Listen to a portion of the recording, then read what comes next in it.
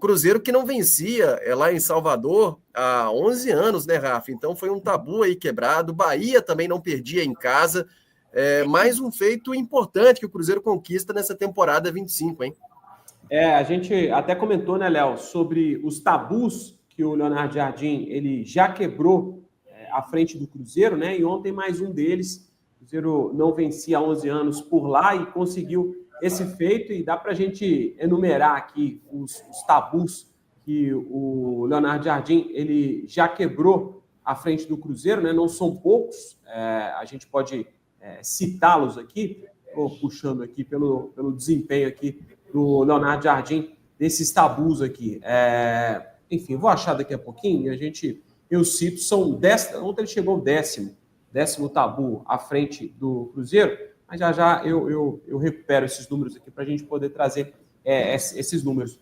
Eu falava até, Léo, dessa vitória forte do Cruzeiro, importante dessa virada, né? O Cruzeiro que começa sem o Lucas Silva e entra o Matheus Henrique, que faz a função do Lucas, ou pelo menos tenta. É claro que é uma maneira diferente, um jogador um pouco mais combativo, mas de uma movimentação um pouco maior, mas sem aquele passe mais longo, aquela cadência na articulação da jogada.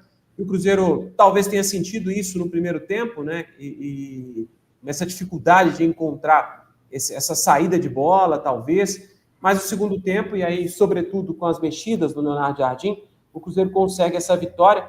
Se o Cruzeiro tropeça, e o torcedor lembra, né? Claro, não vai esquecer daquelas derrotas que foram muito doídas, né, para Ceará e Santos no Mineirão. Por outro lado, o Cruzeiro, se a gente fizer um recorte do G7, o Cruzeiro tem 7 vitórias e 2 empates em 9 jogos contra a turma, né? Ganha do Palmeiras, ganha do Flamengo. Amassa o Botafogo, uma vitória muito mais que especial por lá. Ganha os 2 jogos do Bahia, tem uma vitória contra o São Paulo e um empate, e isso também contra o Mirassol, né? Uma vitória e um empate. Ou seja, do G7 o Cruzeiro não perdeu para ninguém. É um recorte muito forte de um Cruzeiro do Campeonato Brasileiro que, para mim, não deixa dúvida que vai brigar sim até o final. Agora, é claro que a gente precisa analisar o elenco que tem o Palmeiras, o elenco que tem o Flamengo. E não por acaso são 2 equipes que têm mais de 70% de aproveitamento. Também um aproveitamento altíssimo. O Cruzeiro tem o azar, né, de ter esse ano as equipes até esse momento, né, 23ª rodada, a melhor campanha até aqui, inclusive batendo os próprios recordes em que foram campeãs brasileiras. Essa parte de cima da tabela, né, a média de pontos está bem alta nesse período. A qualidade do Campeonato Brasileiro, talvez, né, dessas equipes que estão na frente, puxando a tabela de classificação, vem fazendo uma campanha de alto nível. Abraçar o Jefferson Albino, está dizendo que o Cruzeiro vai ser campeão brasileiro da Copa do Brasil. O Arroio joga muito. Boa noite, Zerô. Valeu, abraço para você, Jefferson. O André Laranjeiras, editor de vídeo aqui de O Tempo, integrante do Toca 4, já está conectado por aqui. Salve, André. Também conosco a Julie Freitas. Boa noite, o próximo jogo, o Lucas Silva volta, hein? E o Eduardo também está lembrando a Júlio. Ontem o Cruzeiro teve esse desfalque aí, ou estes desfalques, o Lucas Silva de titular, né? E o Matheus Henrique foi o escolhido. O Jefferson até falou aqui de um Cruzeiro que pode ser campeão brasileiro, da Copa do Brasil, Mabi. E o Rafa começou citando dos tabus que o Leonardo Jardim tem quebrado no Cruzeiro, né? Tem sido um treinador conhecido por isso também. Vira e mexe, está quebrando aí paradigma o Leonardo Jardim.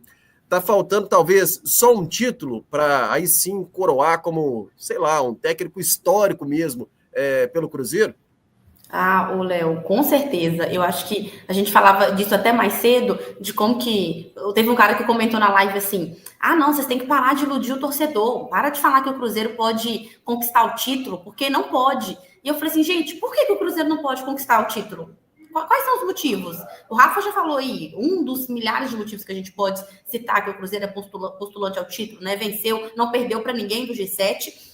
A chegada do Jardim, como que ele recuperou os jogadores, como que os jogadores compraram essa ideia do técnico e como que o Cruzeiro apresenta hoje um futebol muito eficiente, né?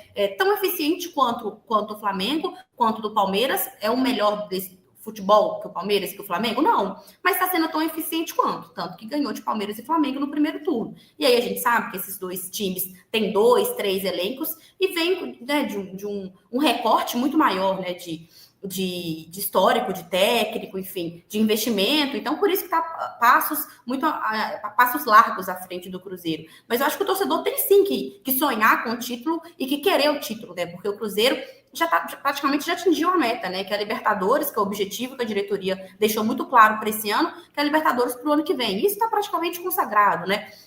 Depois o Rafa pode trazer aí a porcentagem, se já está 99%, 100% garantido na Libertadores, não sei. Mas agora, sonhar com título é muito difícil? É difícil, mas agora é impossível de forma alguma. Então, acho que para coroar o trabalho do Jardim, que beira o impecável, Léo Campos. Eu acho que jogo após jogo, ontem eu achei que o Cruzeiro ia perder. Quando empatou, eu falei, nossa, vai ser um empate maravilhoso para o Cruzeiro, um jogo difícil lá, todo mundo saberia.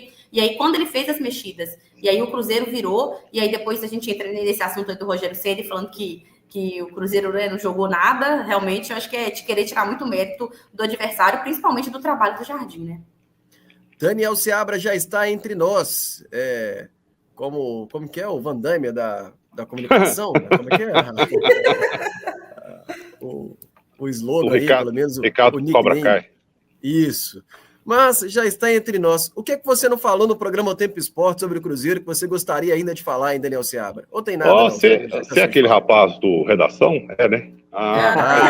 É famoso. De vez em quando, rapaz. Agradecer a turma lá, pô, como eu disse, é um combustível muito grande aí para a profissão. Fico muito feliz. Abraço para você, Leozinho, Rafa, Mabizinha tá aí também. Um abraço para a China Azul toda também. Aqui. Vamos que vamos, né? E, bom, vou falar o quê? O que você me pergunta aí, Léo? Vamos lá. O que você ainda não falou no programa O Tempo Esportes? A Dimara não te perguntou, mas aqui você pode falar tudo, viu, Daniel Seabra? O que você gostaria de falar? Eu falei um monte na jornada ontem, falei um monte no programa hoje. Você paga para isso, né? Então, eu só... Obrigado. Então vou te fazer uma pergunta, então, Seabra. Qual gol foi mais bonito, do Gabigol ou do Jean?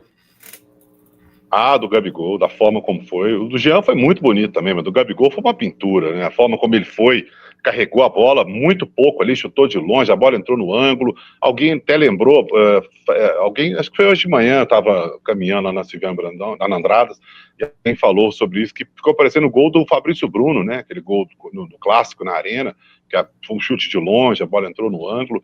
Acho que esse gol o gol do Sinisterra também é um gol legal, porque é uma ótima jogada do Matheus Pereira, bola toca na trave, o Sinisterra está muito bem posicionado, o gol do Jean. O Arroio está começando ali pela direita jogada, ele vai tocar para o Matheus Pereira, e o Matheus Pereira, na hora que eu estava narrando, eu nem vi, mas ele dá uma canetinha desconcertante no Acevedo, né? O uruguaio do Bahia, e depois bate na trave. Se entrava ali direto, seria um golaço também. E aí o Sinisterra muito bem posicionado, né? Só teve o trabalho de... Eu não vou fazer igual, a Mabi é muito nova, ela não vai lembrar não, mas teve um rapaz aí, que já nem está mais entre nós, que falou assim, até eu faria esse, né? E pegaram o cara e puseram lá dentro do campo, falou, vamos ver se você vai fazer mesmo. E não fez nenhum. Então, eu não vou falar que não, mas ele estava muito bem posicionado, tocou no canto, e o atacante está lá para isso, né? Para estar bem posicionado, tocou no cantinho, a bola sobrou no pé dele. Só teve o trabalho de empurrar para o gol, muito bem posicionado. Agora esse gol do Jean foi muito bonito, mas o gol do Gabigol foi uma pintura.